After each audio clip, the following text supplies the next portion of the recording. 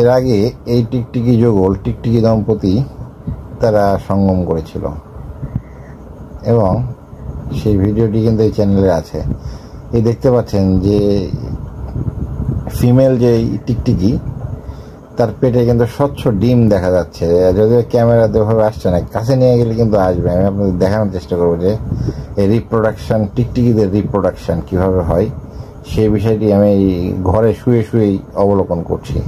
এবং এটি কিন্তু আমি আমার ওয়াইফ বললো যে ডিম এসেছে পেটে, সেই বিষয়টি আমি আজকে আপনাদের দেখানোর চেষ্টা করব আসলে ডিম কিনা। চলেন। আমার